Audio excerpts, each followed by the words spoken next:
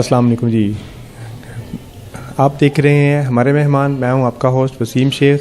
آج ہم جس مہمان کو ہمارے مہمان میں بنانے جا رہے ہیں مہمان، وہ ہم لوگ پری ذات 2 کو تلاش کر رہے تھے اور ہماری تلاش ختم ہوئی.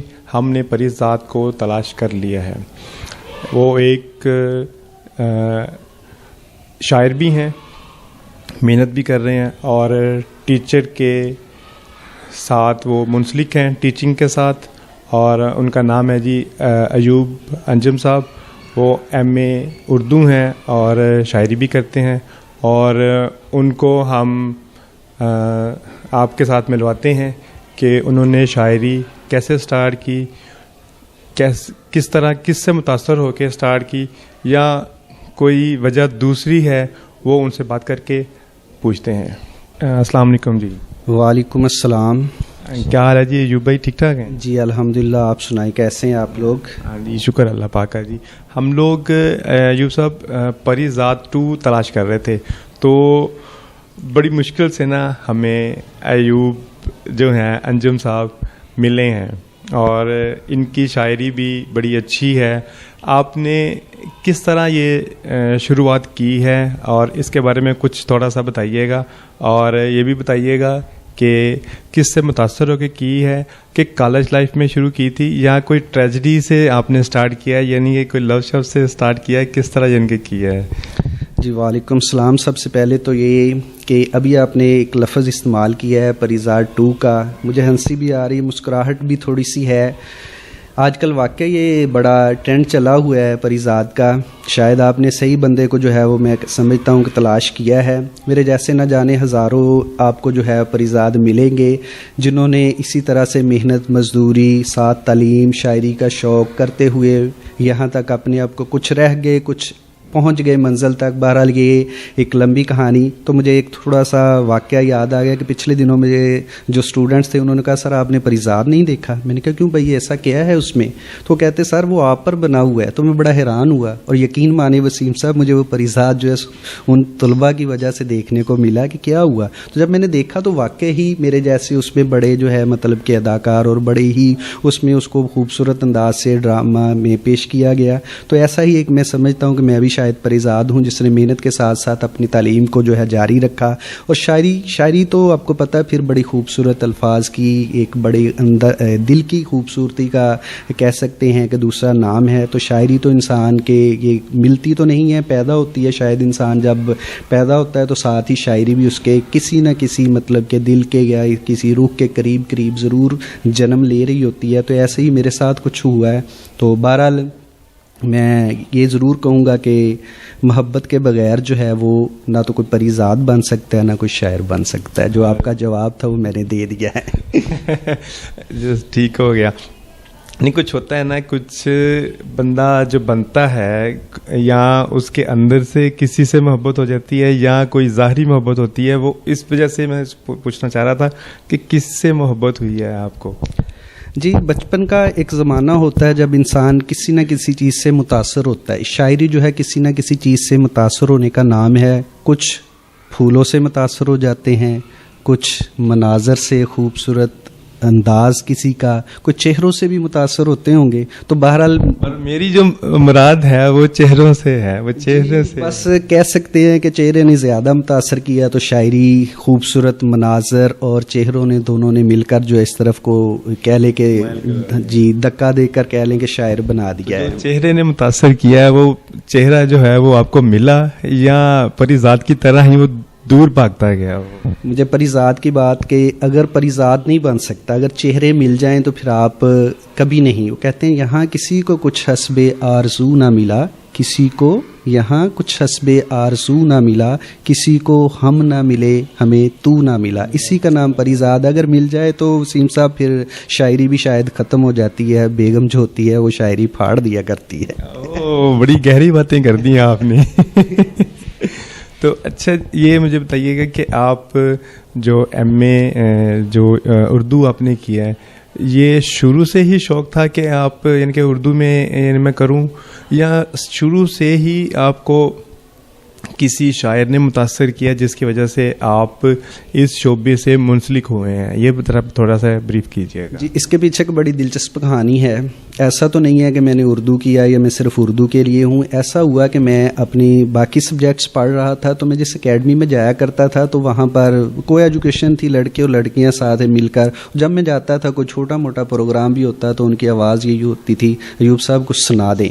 तो फिर ऐसा हुआ कि वो जो मेरे उस्ताद थे उन्होंने कहा, यार तुम्हें अल्लाह ताला ने एक चीज़ ऐसी दी हुई है, तुम क्यों इधर उधर भटक रहे हो? अगर तुम इस फील्ड में, उर्दू की फील्ड में जाओगे तो तुम्हारा एक नाम होगा, लोग तुमसे सीखेंगे, तुम्हारी अदायगी है, तुम्हारे पास अल्फाज हैं, सारा कुछ। तो मतलब कि तुम बजाय इधर उधर की फील्ड में जाने के ये तुम्हारे लिए सूट करती है। बस वो उस्ताद की मेरे लिए एक रहनुमाई थी जिसने मुझे एक अच्छा उस्ताद भी अल्हम्दुलिल्लाह बनाया, और इसके साथ साथ मैं तालीम में अपने फ़राइज़ भी अंजाम दे रहा हूँ। और बड़ी मैं समझता हूँ कि शायद मैं मुतमिन हूँ कि शायरी भी और सब्जेक्ट भी सारा कुछ जब मैच होता है तो आपकी वो खूबसूरती जो है वो ज़्यादा बढ़ जाती है, बजाय ये कि आप किसी साइंस, मैथ और दीगर चीज़ों की तरफ। हालांकि वो भी मेरे सब्जेक्ट्स के हिस्से रहे हैं, लेकिन यानी एंड जो है वो मेरा इसी पर हुआ, क्योंकि वो चीज़ कहते हैं कि जो आपके दिल में है वही काम आप करें तो वो बड़ी ही खूबसूरत हो जाती है। जब आपके ताल जो है ना, तार सारे मिल जाते हैं तो फिर शायरी भी अब अल्हम्दुलिल्लाह होती है और उर्दू पढ़ाई भी जाती है,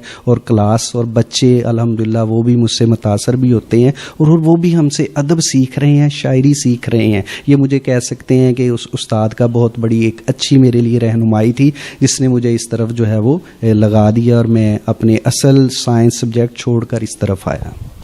तो इसका मतलब आप कुछ गुनगुना भी लेते हैं, तार से तार मिलते हैं, तो कुछ थोड़ा सा गुनगुना ही दें फिर। नहीं, अभी मूड नहीं है, फिर इस पर इंशाल्लाह कभी होगा। अभी मूड तो बड़ा ज़बरदस्त जा रहा है और चेहरे भी साथ चल रहे हैं, जो आपके ज़हन में होगा वो चेहरा भी है और कुछ वो भी होगा, तो कुछ थोड़ा सा गुनगुना दें आप। चले, मैं आपको एक अपनी जो है वो गज़ल जो है वो सुना देता हूँ। बल्कि मैं बच्चों के लिए, मेरी बच्चों में बड़ी फेवरेट हुआ करती थी, वो मैं चंद शेर जो है उसके वो सुना देता हूँ, बल्कि मेरे बच्चे आज तक उसे याद करते हैं। वो शायद मैंने अपनी मिसेज़ के लिए लिखी थी, शायद मिसेज़ को वो पसंद ना आई हो। वो है जी, वो मेरा इश्क होगी, वो मेरी लाइफ होगी, वो मेरा इश्क होगी, वो मेरी लाइफ होगी, जो होगी दुनिया में हंसी वो मेरी वाइफ होगी। अल्लाह अकबर। तो काफ़ी ये ज़बान ज़द आम है, गज़ल मेरी बड़ी मशहूर है। बच्चे तो ख़ासकर मुझे मेरी कह ले के छेड़खानी करते हैं इस गज़ल से, कि और भी बहरहाल ये एक अपनी है, जब कभी बैठे हो मस्ती में तो आपको पता है हो जाता है। तो ये शायरी आपने दौरान तलीम में शुरू की थी या उसके बाद शुरू की है, यानी कि कॉलेज लाइफ में शुरू की है या स्कूल लाइफ में ही से स्टार्ट कर दी हुई थी? जी, जैसा कि हम अदब के जितने भी तालिब इल्म होते हैं, सारे लोग जो इससे वाबस्ता हैं, उनसे जब बैठते हैं, पूछते हैं, तो ये किसी न किसी कोने में आपके अल्लाह ताला ने रख दी जाती है। हमारे पास बच्चे हैं, बेशुमार पढ़ रहे हैं, तो यकीनन वो डॉक्टर बन जाते हैं, वकील बन जाते हैं, लेकिन मैंने नहीं देखा कि कभी शायर भी बनता हो। शायर हमेशा पैदा होता है, शायर बनता नहीं। जब इंसान एक चीज़ को देखकर अपने अंदाज में उसे बयान करना सीखता है, उसे पता है कि ये मैं एक चीज़ को इस अंदाज में लेके जाऊँगा, तो वो उसका अंदाज जो है ये अल्लाह ताला की तरफ से होता है। वो अपने अल्फाज को, अपनी गुफ्तगू को बड़े अंदाज से दूसरों के सामने जब पेश करता है, उसका ये अछूता अंदाज जो है दूसरों को बता देता है कि इसके अंदर ये चीज़ ऑलरेडी मौजूद है। तो इसलिए कह सकते हैं कि बचपन से कुछ लत पड़ गई थी, बाकी आस्ता आस्ता फिर ज़ाहिर है जी कॉलेज, यूनिवर्सिटी और बाकी चीज़ें सारी जो हैं वो फिर साथ साथ इसको और निखारती चली जाती हैं जी। अच्छा, जो शायर होता है वो अमूमन जो शायर होता है इश्क का तो होता ही है सताया हुआ, हाथ में सिगरेट होता है और एक चाय का कप होता है और देर तक जागना, तो फिर सुबह होनी पता ना चलना। इस तरह का भी आपने शायरी की है या इस तरह के भी कुछ मामलात हैं, वो भी ज़रा बताइएगा ज़रा। बड़ी अजीब सा आपसे सवाल किया है। पहली तो बात ये कि मैंने आज तक सिगरेट नहीं पिया, लेकिन जब मैं आपको ये गज़ल अपनी नज़म सुनाऊंगा तो यकीनन आप हैरान भी होंगे कि एक बंदा जो है जिसे सिगरेट के बारे में कुछ पता नहीं, इल्म नहीं है, वो ऐसी कैसी बात जो है वो लिख सकता है। बल्कि मैं आपको यहाँ पर कोड करता जाऊँ कि मैं ये जब नज़म अपनी मिसेज़ को सुनाता हूँ तो मेरी मिसेज़ मुझ पर शक करती है, यकीन मानेंगे, और मैंने कभी नहीं سنیے گا ذرا. مجھے بھی شک ہو رہا ہے کہ کیونکہ وہ تو جو شاعر ہوتا ہے وہ ایک ہاتھ میں سگریٹ ہوتا ہے اور چائے کا کپ ہوتا ہے اور وہ پھر وہ پینسل ہوتی ہے, وہ چل سو چل چلتی ہے. پھر اللہ تعالیٰ نے شیخ صاحب ایک کرم کیا ہے کہ میرے ہاتھ میں اللہ تعالیٰ نے قلم دے دیا اور سگریٹ کی بجائے, لیکن سگریٹ کا بھی یہاں ذکر ہو گیا تو میں اپنی ایک نظم آپ کو سنا دیتا ہوں. وہ اکثر کہتی تھی مجھے سگریٹ پینے والے اچھے لگتے ہیں. وہ اکثر کہتی تھی مجھے سگریٹ پینے والے اچھے لگتے ہیں. ایک روز اس نے مجھ سے پوچھا کیا تم سگریٹ پیتے ہو؟ نہیں. مگر کیوں؟ وہ بولی ہوا میں پھیلا ہوا دھواں مجھے اچھا لگتا ہے. اڑتے ہوئے دھوئیں کا احساس ذہن کو سکون دیتا ہے, میری سانسوں میں اترتا ہے اور مجھ پہ جادو کرتا ہے. آج میں نے پہلی بار اپنے سرخ و گلابی ہونٹوں میں سگریٹ کو دبایا تھا اور ہوا میں دھواں اڑایا تھا. مگر افسوس کے کہنے کے لیے آج وہ نیلی آنکھوں والی نہ تھی جو کہتی تھی مجھے سگریٹ کا دھواں اچھا لگتا ہے اور مجھے سگریٹ پینے والے اچھے لگتے ہیں. بڑی گہری باتیں اس میں سے نظر آ رہی ہیں. تو اچھا آپ یہ بتائیے گا کہ آپ کے مجموعہ جو کلام ہے شاعری کا جو ہے وہ کتنا ہے؟ ہاں جی, وہ بس میں اب اس کو ایک اور آپ کو نظم سنا دیتا ہوں جس کے عنوان سے میری کتاب انشاءاللہ مارکیٹ میں آنے والی ہے. تھوڑا سا اس پہ بھی ورک رہتا ہے اور میں بڑا رومانٹک ہوں اس سلسلے میں. بعض کو میں بتاتا ہوں اپنی کتاب کا نام تو تھوڑا سا وہ پریشان ہوتے ہیں کہ کوئی اور بھی ہو سکتا ہے. شاعر ہو رومانٹک نہ ہو یہ کیسے ہو سکتا ہے؟ یہ تو ناظرین کو بھی پتہ ہے. اللہ تعالیٰ کا احسان بڑا ہے. ایک تو کہ اس نے شاعر ضرور بنایا لیکن یہ جو سگریٹ اور نشے اور دیگر چیزوں کی طرف نہیں دیا, کیونکہ مجھے اللہ تعالیٰ نے ایک ساتھ چیز دی تھی تعلیم. مجھے بڑی سیلف سیٹسفیکشن ہے کہ میں تعلیم بچوں کو دیتا ہوں تو خود اپنے آپ کو بطور کردار ماڈل کے طور پر جب پیش کرتا ہوں تو بہت ساری چیزیں پھر میں اس میں دیکھتا ہوں کہ ایسی نہیں ہونی چاہیے جو دوسرے شاعروں میں ہے. اس لیے اللہ کا شکر ہے کہ جو بھی کیا وہ سارا خوشی کے لیے رومانٹک کے لیے کیا, یعنی اس کی نیگیٹو پوائنٹس کی طرف کبھی نہیں گئے. میرے جو کتاب کا نام ہے جی وہ ہوگا سنو نہ میری جان ذرا. دیکھا رومانٹک شاعر ہو اور رومانٹک نہ ہو کیسے ہوگا یہ؟ تو میں ایک دو شعر سنا دیتا ہوں جی. سنو نہ میری جان ذرا یہ شہر اب بھی تجھ کو بلاتا ہے. سنو نہ میری جان ذرا یہ شہر اب بھی تجھ کو بلاتا ہے. ہر روز چاہتوں کے تیرے لیے اب بھی حسین شام سجاتا ہے. چھوڑ گئی تم مدھر سے وہ گیت یہ اب بھی گاتا ہے. تم سے ہی قائم تھا پیار کا شہر, تم سے ہی قائم تھا پیار کا شہر, اب کون یہاں پیار نبھاتا ہے. اچھا نہیں کسی سے روٹھے رہنا, اچھا نہیں کسی سے روٹھے رہنا, ایوب تمہیں یہی سمجھاتا ہے.